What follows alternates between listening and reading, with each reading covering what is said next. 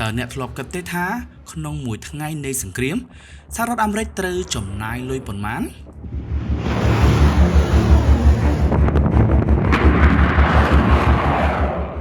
សង្គ្រាមសម័យទំនើបមិនមែនមានតែការបាញ់មីស៊ីលប៉ុន្មានគ្រាប់ហើយបញ្ចប់ការប្រយុទ្ធនោះទេការវាយប្រហារមួយប្រតិបត្តិការត្រូវការកម្លាំងយោធាច្រើនប្រភេទធ្វើការរួមគ្នាក្នុងនោះរួមមានយន្តហោះប្រយុទ្ធរាប់សិបគ្រឿងដែលហោះចូលទៅវាយគោលដៅពីចម្ងាយមានមីស៊ីលដែលអាចបាញ់នាវាចម្បាំងឬយន្តហោះក៏មាននាវាចម្បាំងយុទ្ធសាស្ត្រដែលដឹកយន្តហោះនិងអាវុធធុនធ្ងន់ចូលក្នុងតំបន់ប្រយុទ្ធបន្ថែមពីនេះគឺមានបណ្ដាញដ្រូនកាយរណបដែលប្រើសម្រាប់សង្កេតការណ៍និងកំណត់គោលដៅអ្នកវិភាគយោធាជាច្រើនបានប៉ាន់ប្រមាណថាការវាយប្រហារលើប្រទេសអ៊ីរ៉ង់នៅក្នុងមួយថ្ងៃសហរដ្ឋអាមេរិកទៅចំណាយស្ថិតក្នុងចន្លោះប្រហែល$80 លានទៅជិតដល់$500 លានមានន័យថាក្នុងរយៈពេលត្រឹមតែ24ម៉ោងសង្គ្រាមមួយអាចប្រើប្រាស់ថវិកាស្មើនឹងការអភិវឌ្ឍប្រទេសតូចមួយនៅក្នុងវីដេអូនេះយើងនឹងពន្យល់និងវិភាគថាមីស៊ីលមួយគ្រាប់តម្លៃប៉ុន្មានការប្រើប្រាស់យន្តហោះប្រយុទ្ធ1ម៉ោងត្រូវចំណាយប៉ុន្មានហើយសង្គ្រាមមួយថ្ងៃពិតប្រាកដអាចមានតម្លៃប៉ុណ្ណាតាមរយៈការវិភាគនេះយើងនឹងមើលឃើញថាសង្គ្រាមសម័យទំនើបមិនត្រឹមតែបង្កការបំផ្លាញលើជីវិតមនុស្សនោះទេប៉ុន្តែថែមទាំងបំផ្លាញថវិកាជាតិនិងសេដ្ឋកិច្ចដ៏ធំធេងផងដែរ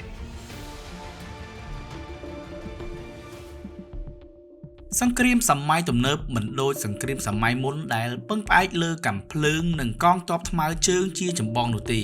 បច្ចុប្បន្ននេះអ្នកជំនាញយោធាហៅវាថាសង្គ្រាមបច្ចេកវិទ្យាខ្ពស់ដែលពឹងផ្អែកលើបច្ចេកវិទ្យាទំនើបនិងប្រព័ន្ធយុទ្ធសាស្ត្រស្មុគស្មាញជាច្រើនក្នុងប្រតិបត្តិការវាយប្រហារមួយប្រទេសមហាអំណាចត្រូវប្រើបណ្ដាញបច្ចេកវិទ្យាជាច្រើនដំណាក់កាលដំបូងគឺមានកាយរណបសម្រាប់សង្កេតការណ៍និងកំណត់គោលដៅទីតាំងពីលើអាកាសបន្ទាប់មកមានយន្តហោះបំបាំងរ៉ាដាដែលអាចហោះចូលទៅក្នុងតំបន់ការពារដោយសត្រូវមិនងាយរកឃើញជាមួយគ្នានេះកងទ័ពក៏ប្រើមីស៊ីលដែលមានភាពត្រឹមត្រូវខ្ពស់ដើម្បីវាយគោលដៅដោយយុទ្ធសាស្ត្រដោយកំហុសតិចតួចបំផុតក្រៅពីនេះក៏មានសង្គ្រាម Cyber ដែលប្រើបច្ចេកវិទ្យា Digital ដើម្បីរំខានឬបំផ្លាញប្រព័ន្ធទំនាក់ទំនងនិងប្រព័ន្ធការពាររបស់សត្រូវការប្រើប្រាស់បច្ចេកវិទ្យាទាំងនេះធ្វើឲ្យប្រតិបត្តិការយោធាមួយមានភាពស្មុគស្មាញនិងមានតម្លៃខ្ពស់ខ្លាំងដោយហេតុនេះអ្នកវិភាគជាច្រើនបញ្ជាក់ថាការវាយប្រហារមួយយប់ក្នុងសង្គ្រាមសម័យទំនើបអាចចំណាយថវិកាឡើងដល់រាប់សិបលានដុល្លារ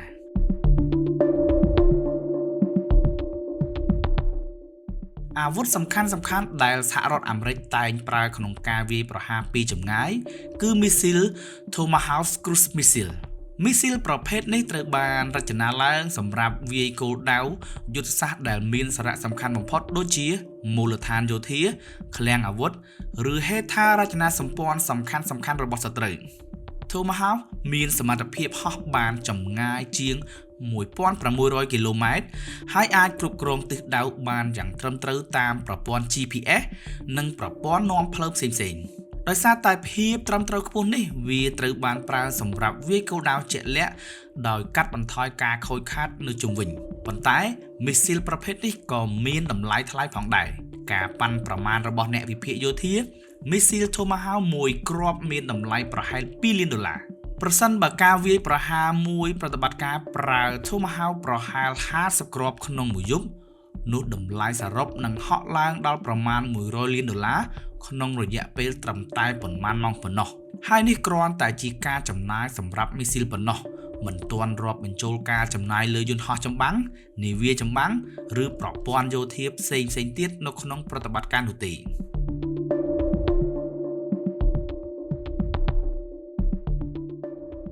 យន្តហោះប្រយុទ្ធមួយប្រភេទដែលសហរដ្ឋអាមេរិកប្រើប្រាស់យ៉ាងទូលំទូលាយក្នុងប្រតិបត្តិការយោធាគឺ F-35 Stealth Fighter យន្តហោះនេះត្រូវបានចាត់ទុកថាជាយន្តហោះប្រយុទ្ធទំនើបបំផុតក្នុងពិភពលោកព្រោះមានបច្ចេកវិទ្យាបំបាំងកាយពីរ៉ាដា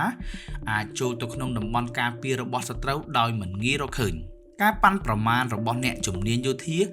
តម្លៃផលិតយន្តហោះ F-35 មួយគ្រឿងមានប្រហែលប្រមាណ$80 លានទៅ$100 លាន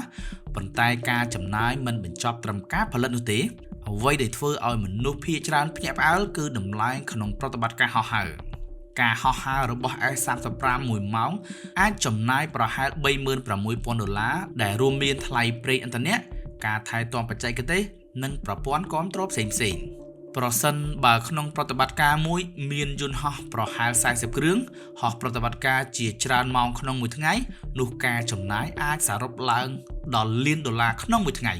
នេះបង្ហាញថាសង្គ្រាមសម័យទំនើបមិនត្រឹមតែពឹងផ្អែកលើអាវុធទំនើបប៉ុណ្ណោះទេ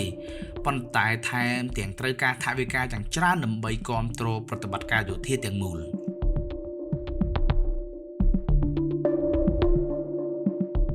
ក្នុងតំបន់មជ្ឈមបូព៌ាសហរដ្ឋអាមេរិកតែងដាក់ពង្រាយកម្លាំងយោធាសំខាន់ៗមួយដែលគេហៅថា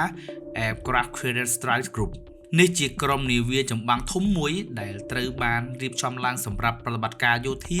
ទាំងការវាយប្រហារនិងការការពារក្នុងក្រុមនាវាចម្បាំងនេះមានធាតុសំខាន់ៗជាច្រើនរួមមាននាវាផ្ទុកយន្តហោះដែលជាមូលដ្ឋានសម្រាប់ហោះហើរប្រយុទ្ធជាមួយគ្នានេះក៏មាននាវាចម្បាំងប្រភេទ Destroyer ដែលបំពាក់ដោយប្រព័ន្ធមីស៊ីលការពារនិងអាវុធប្រយុទ្ធផ្សេងៗក៏មាននាវាមួយទឹកសម្រាប់ប្រតិបត្តិការសម្ងាត់និងការវាយប្រហារពីក្រោមសមុទ្រលើពីនេះក៏មាននាវាផ្គត់ផ្គង់ដែលដឹកជញ្ជូនប្រេងឥន្ធនៈអាវុធនិងសម្ភារៈគាំទ្រផ្សេងៗអ្នកវិភាគយោធាប៉ាន់ស្មានថាការរក្សាប្រតិបត្តិការរបស់ក្រុម Aircraft Carrier Strike Group មួយអាចចំណាយប្រហែល$6ទៅ8លានក្នុងមួយថ្ងៃលើពីនេះនាវាផ្ទុកយន្តហោះដែលអាចដឹកយន្តហោះប្រយុទ្ធបាន70គ្រឿងដែលអាចប្រតិបត្តិការហោះហើរនិងការវាយប្រហារលើគោលដៅលើដីនិងក្នុងសមុទ្រអាចបានយ៉ាងឆាប់រហ័សនេះធ្វើឲ្យក្រុមនាវាចម្បាំងប្រភេទនេះក្លាយជាកម្លាំងយោធាសំខាន់បំផុតក្នុងការបង្ហាញអំណាចយោធារបស់សហរដ្ឋអាមេរិកទៅឲ្យពិភពលោកឃើញ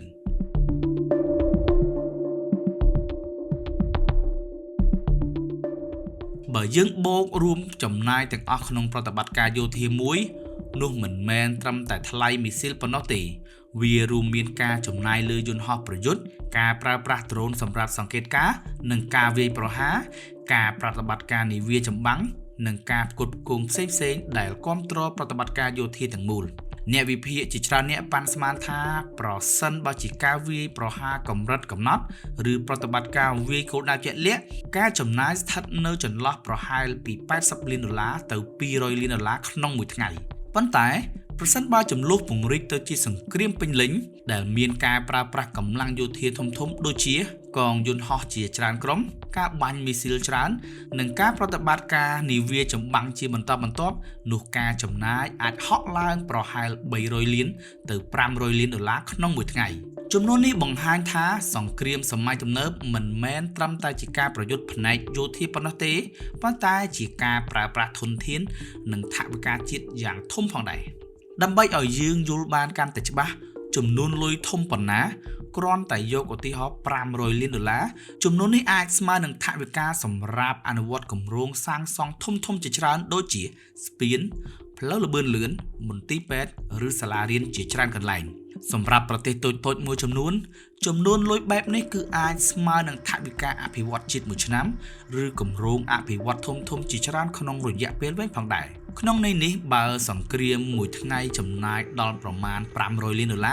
នោះវាអាចស្មើនឹងថវិកាអភិវឌ្ឍដែលប្រទេសមួយត្រូវប្រើរយៈពេលជាច្រើនឆ្នាំដើម្បីកសាងហេដ្ឋារចនាសម្ព័ន្ធនិងលើកកម្ពស់សេដ្ឋកិច្ចនេះក៏បង្ហាញដែរថាសង្គ្រាមមិនត្រឹមតែបង្កការបំផ្លាញដល់ជីវិតនិងទ្រព្យសម្បត្តិប៉ុណ្ណោះទេប៉ុន្តែថែមទាំងបំផ្លាញធនធានហិរញ្ញវត្ថុយ៉ាងធំដែលអាចត្រូវប្រើសម្រាប់ការអភិវឌ្ឍសង្គមនិងសេដ្ឋកិច្ចផងដែរសង្គ្រាមសម័យទំនើបមិនត្រឹមតែបង្កការបាត់បង់ជីវិតមនុស្សប៉ុណ្ណោះទេប៉ុន្តែថែមទាំងបង្កផលប៉ះពាល់យ៉ាងធំទៅលើសេដ្ឋកិច្ចថវិកាជាតិនិងស្ថិរភាពពិភពលោកផងដែរក្នុងរយៈពេលត្រឹមតែ24ម៉ោងនៃការប្រយុទ្ធប្រទេសមហាអំណាចអាចចំណាយថវិការាប់រយលាន$សម្រាប់ប្រតិបត្តិការយោធាដូចជាការបាញ់មីស៊ីលការប្រើយន្តហោះប្រយុទ្ធការប្រតិបត្តិការនាវាចម្បាំងនិងប្រព័ន្ធបច្ចេកវិទ្យាយោធាផ្សេងៗដោយសារតែការចំណាយដ៏សម្បើមបែបនេះអ្នកវិភាគអន្តរជាតិជាច្រើនបានបង្ហាញការព្រួយបារម្ភថាប្រសិនបើជម្លោះរវាងសហរដ្ឋអាមេរិកអ៊ីស្រាអែលនិងអ៊ីរ៉ង់ពង្រីកទៅជាសង្គ្រាមពេញលេញនោះតម្លៃសង្គ្រាមអាចកើនឡើងដល់រាប់ពាន់លាន$ក្នុងរយៈពេលមិនយូរប៉ុន្មាន និយាយដោយសង្ខេបសង្គ្រាមសម័យថ្មីមិនមែនត្រឹមតែជាការប្រយុទ្ធដោយអាវុធប៉ុណ្ណោះទេប៉ុន្តែជាការប្រើប្រាស់ធនធានថវិកាដ៏ធំដែលប៉ះពាល់ដល់សេដ្ឋកិច្ចនិងស្ថិរភាពរបស់ពិភពលោកទាំងមូល